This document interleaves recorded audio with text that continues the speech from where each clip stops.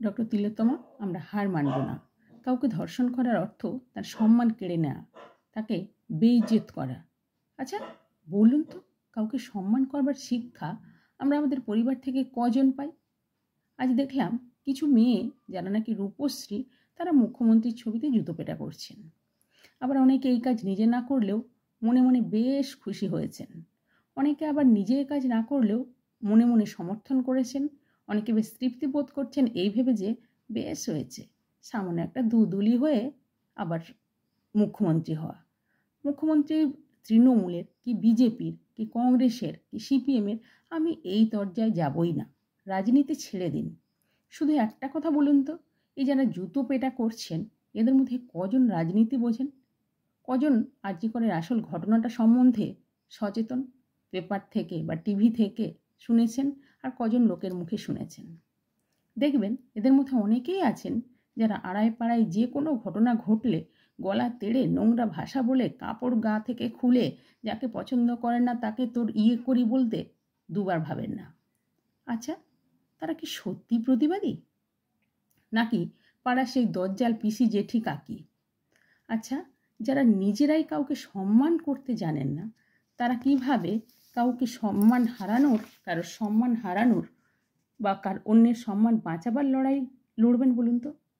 আর মুখ্যমন্ত্রীর দোষগুণ যদি এরা বিচার করেন, তাহলে দেশের বিচার ব্যবস্থা কি করবে? দেশের বিচার ব্যবস্থার ভার এরা নিলেই তো ভালো হয়, তাই না? তাহলে নিচ্ছেন না কেন?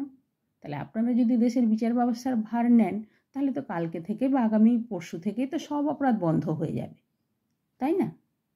তাহলে তাই করুন। আমরা তো শুধু নিরাপদ থাকতে চাই। মুখ্যমন্ত্রী মমতা বন্দ্যোপাধ্যায় হলেন বা পাড়ার বুলু পিসি রাঙা জেঠি যিনি হন, আমাদের কি, নিশ্চিন্তে নিরাপদে থাকতে পেলেই তো হলো, তাই কিনা বলুন? তাহলে যারা যারা বিচারের দায়িত্ব নিলে একটাও অন্যায় হবে না, তারা এই কাজ করুন। আর একটা কথা বলুন তো, যতক্ষণ না মমতা ব্যানার্জি পদত্যাগ করছেন অথবা তিনি পদ থেকে স্খলিত হচ্ছেন, ততক্ষণ তিনি সমস্ত রাজ্যের অভিভাবিকা, বাড়িতে মায়ের মতন। যদি আজকে আপনার মা কোনো দোষ করেন, মা কোনো ভুল করেন, আপনি কি তাকে এইভাবে জুতো পেটা করেন? যদি আপনি তাই করে থাকেন, তাহলে আপনি কোন ক্যাটাগরিতে পড়েন সেটা বুঝে নিন। আর যদি আপনি সেটা না করে থাকেন, তাহলে আজকেই বা করছেন কেন?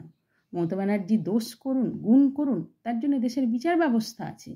সমস্ত ভারতের বাইরের লোকেরাও এই লড়াই লড়ছেন। কই, আমি তো কোনো ভদ্রলোককে, শিক্ষিত লোককে জুতো পেটা করতে দেখিনি। তাদের মুখে তো কোনো খারাপ কথাও শুনিনি। হ্যাঁ, তারা প্রতিবাদ করছেন, তারা লড়াই লড়ছেন, তারা দোষ গুণ চোখে আঙুল দিয়ে দেখিয়ে দিচ্ছেন, কিন্তু নোংরামো করতে তো আমি কাউকে দেখছি না। তাহলে যারা এই কাজ করছেন তারা নিজেদেরকেই নিজেরা ক্যাটাগরাইজ করুন যে আপনারা কোন পথে পড়েন। ভালো থাকবেন, ধন্যবাদ।